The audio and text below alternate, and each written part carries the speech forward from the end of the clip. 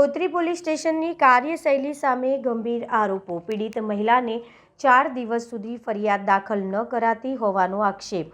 વડોદરા શહેરના ગોત્રી પોલીસ સ્ટેશનની કામગીરી સામે ગંભીર સવાલો ઊભા થયા છે। એક પીડિત મહિલાએ આરોપ લગાવ્યો છે કે તેમની દીકરીને અફઝલ નામનો યુવાન લાંબા સમયથી છેડતી કરતો હતો। આ મામલે ફરિયાદ નોંધાવવા માટે મહિલા છેલ્લા 4 દિવસથી ગોત્રી પોલીસ સ્ટેશનના ચક્કર લગાવતી હતી, છતાંય પોલીસ દ્વારા કોઈ લેખિત ફરિયાદ લેવામાં આવી ન હતી। પીડિત મહિલાનું કહેવું છે કે ફરિયાદ લેવા બદલે પોલીસ સ્ટાફ તેમને ટાળી રહ્યો હતો અને સ્પષ્ટ કાર્યવાહી કરવામાં આવી ન હતી। આ બેદરકારીના કારણે આજે આરોપી અફઝલ દ્વારા મહિલા પર ચપ્પુ વડે હુમલો કરવામાં આવ્યો હોવાનો ગંભીર બનાવ સામે આવ્યો છે।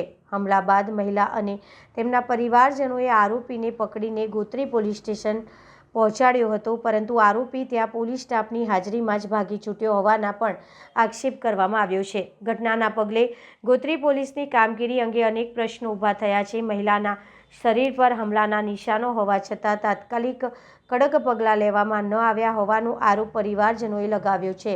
પીડિત મહિલાનું કહેવું છે કે જો સમયસર ફરિયાદ લેવામાં આવી હોત તો આ હુમલો અટકાવી શક્યા તેમ હતો। એક તરફ વડોદરા શહેર પોલીસ મહિલાઓની સુરક્ષા અંગે ચિંતિત હોવાના દાવા કરે છે, ત્યારે બીજી તરફ ગોત્રી પોલીસ સ્ટેશનમાં ફરિયાદ લેવામાં વિલંબ થતો હોવાના આક્ષેપ સામે આવ્યા છે। સમગ્ર ઘટનાને લઈને હવે પોલીસ તંત્રની જવાબદારી અને કાર્યશૈલી પર પ્રશ્નચિહ્ન ઊભું થયું છે। આ મારે પંચમુખી વિસ્તારમાં મારી ચાની લારી છે, ત્યાં હું ને મારી છોકરી 2 જણા કામ કરીએ છીએ। આ અફઝલ ગાંડો આજે કેટલા દિવસથી હેરાન કરતો હતો અમને, તો અમે પોલીસ સ્ટેશનમાં એને અરજી લખાવી।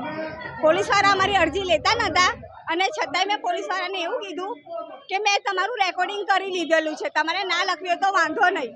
પછી એ પોલીસવાળા કે બીજી બેનને એવું કહે છે કે અમને આપણું રેકોર્ડિંગ કરેલું છે, એ બેનને અંદર બોલાવો કે મેં કીધું અંદર આવું ખરીને મોબાઈલ બી આપીશ, પણ પહેલાં તમે મારી અરજી લખો। તો એમને પછી અરજી લખીને પછી મેં એમને મોબાઈલ આપ્યો કે જો મેં નથી કર્યું, પણ તમે અરજી નથી લખીને એ કારણે આવું થયું છે। એના બીજા દિવસે બી એ અફઝલ ગાંડો રાતે 2 વાગે જે બનાવ બન્યો એ દિવસે રાતે 2 વાગે પંચમુખી ઉડામાં આવ્યો હતો। એના ત્રીજા દિવસે એ કિસ્મત ચોકડી રાતે 12 વાગે આવ્યો હતો। એટલે એ આટલા ટેલના રખડ્યા કરે છે। હવે અમારી નાની છોકરી બી છે, એના બી અડપલા કરે છે।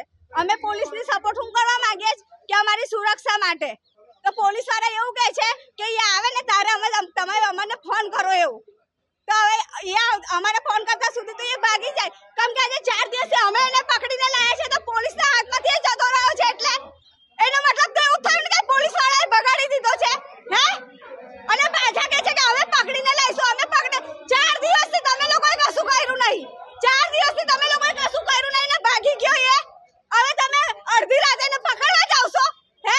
આજની તારીખમાં એને પકડીને લાવો, જો કશું બી થશે ને તો આખું પોલીસ સ્ટેશન હલાઈ નાખીશ મેં, આખું પોલીસ સ્ટેશન હલાઈ નાખીશ મેં, જો મારા છોકરા ઉપર સેજ પણ ના જાય તો।